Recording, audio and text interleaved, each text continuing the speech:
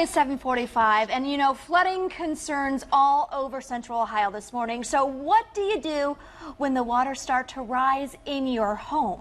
Ron Greenbaum is the basement doctor, and he has the answers for us. Good morning. Good morning. You have been busy. Yeah, I've been in business for 28 years, and I think it's been the 3 busiest days in the history of the company. Well, and I got to tell you, and I have to share this little story real quickly here because, well, it's actually Adam's story. But Adam, you're having some basement problems with the possibility of some flooding. Yeah, so, yesterday, so much rain, the yard is saturated. I hear our backup alarm go off in our sump pump. I think the first pump has failed. Not the case. There's just so much water that the backup pump then kicked in. It was still going up. Right, that's exactly right. That becomes a capacity issue. So what should people be doing, I guess, right now? What do you have for us? Well, this ultimately, if it all works properly, should take care of, almost, unless it rains for 40 days or 40 nights, this will help. There's 3 reasons why you potentially have a flooded basement if you have a sump system. First of all, you have a primary pump, which you see right here.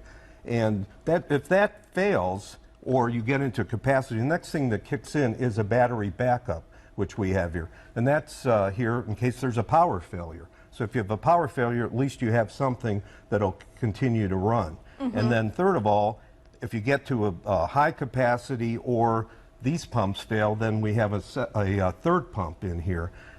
We'll be pumping normally about 3,500 gallons an hour with this pump.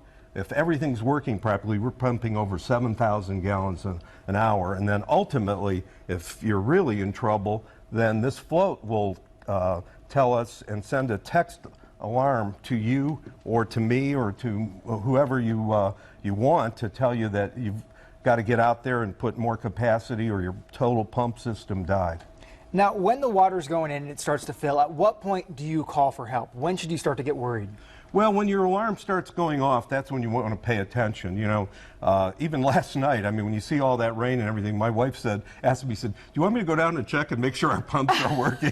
Which I thought was kind of comical, but she was that worried about it. I said, I think we're okay. But if you start hearing that alarm, that's when you really want to start paying attention. Not everyone has these alarms, though. These are right. What you add on later. How much do these backup sump pumps cost? Well, this entire setup, if you already have the well and it'll fit everything, is about $1,500, and that gets you everything here.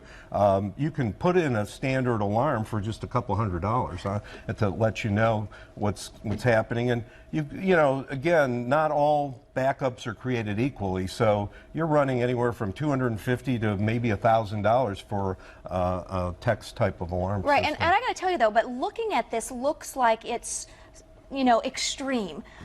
But it's not. This is really... I had a call last night from somebody that said to me, because somebody I work out with, and he said, we had talked about this for a while, and he said, boy, I wish you had been out there because we had to send a crew out at 8 o'clock last night because his basement flooded. And that's probably less than, or more than $1,500. Yeah, absolutely, absolutely. Once you get into that, it's when people say, well, I don't need it, but one time, and it pays for it.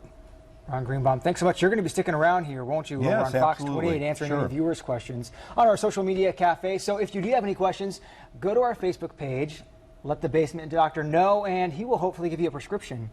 I'll try. Absolutely, with Sure. some good answers. Sure. Thanks so much, Ron, for visiting us Okay, this morning. We appreciate it.